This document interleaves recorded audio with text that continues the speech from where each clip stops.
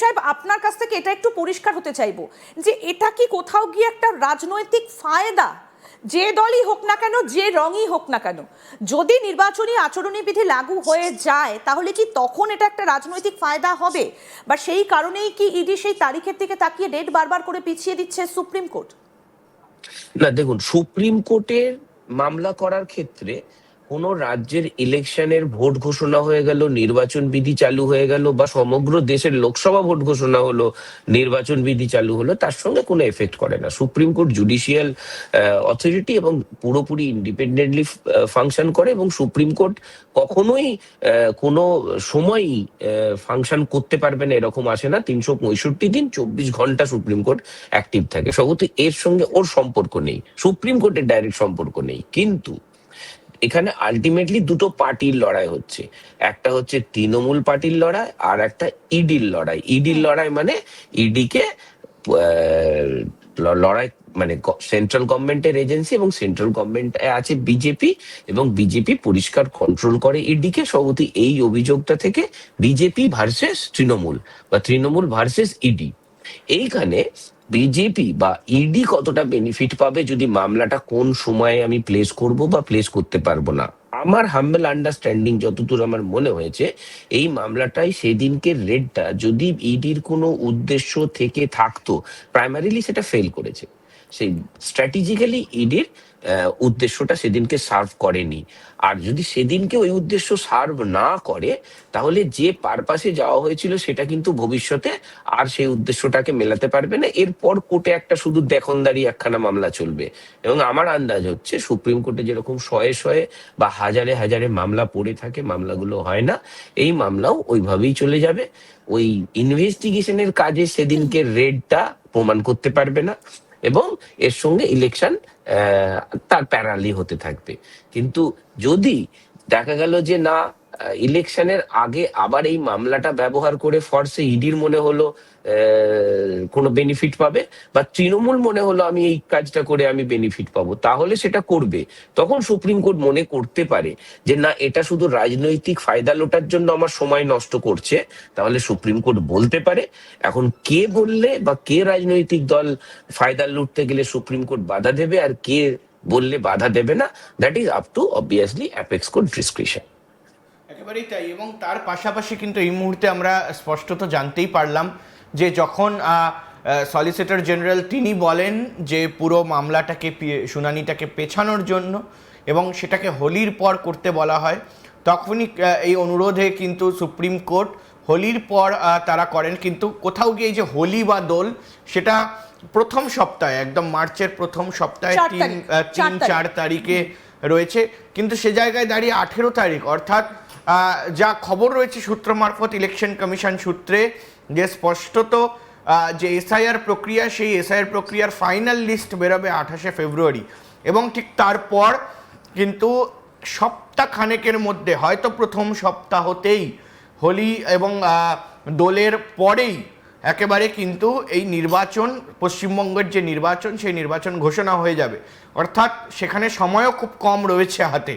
ফলে সেই নির্বাচন ঘোষণা হওয়ার পর 18 মার্চ যদি এই শুনানি হয়, মডেল কোড অফ কন্ডাক্ট চালু করার পর, সে জায়গায় দাঁড়িয়ে হয়তো ইন্দিরা কোথাও গিয়ে দেখা যাবে যে প্রার্থী তালিকাও ডিসাইড হয়ে গেছে, প্রার্থীদের পুরো যে তালিকা, সেই তালিকাও বেরিয়ে যাবে। ফলে সে জায়গায় দাঁড়িয়ে সেখানে যদি কোনো রকমভাবে এফিডেভিট ফাইল করার পরে একটি গুরুতর সিদ্ধান্ত বা একটি অর্ডার সুপ্রিম কোর্ট দেয়, তাহলে কি হবে? সেলিম সাহেব, এই মুহূর্তে দাঁড়িয়ে যে সিদ্ধান্ত আপনি বলছিলেন যে দিনের পর দিন হয়তো এই যে প্রক্রিয়া, সেই প্রক্রিয়া চলে যেতে পারে, সুপ্রিম কোর্টে বিভিন্ন মামলা পড়ে থাকে, কিন্তু কোথাও গিয়ে যদি একটা দেখা যায় যে আইনতভাবে একেবারে দণ্ডনীয় কোনো কিছু হলো মুখ্যমন্ত্রী মমতা বন্দ্যোপাধ্যায় বা পশ্চিমবঙ্গ সরকারের জন্য, যেটা বলছো যে যেটা মমতা বন্দ্যোপাধ্যায়ের বিরুদ্ধে যেতে পারে, তখন কি এটা তো একটা ভোটে প্রভাব পড়তে পারে? সেই জায়গাটা কি কোথাও একটা অ্যাডভান্টেজ নেবার চেষ্টা চলছে পলিটিক্যালি? কারণটা রাজ্যের তরফ থেকে তো বলা হয়েছিল যে ভোট আসলে ইডি বা সিবিআই এর মতো এজেন্সিগুলোর তৎপরতা বাড়ে।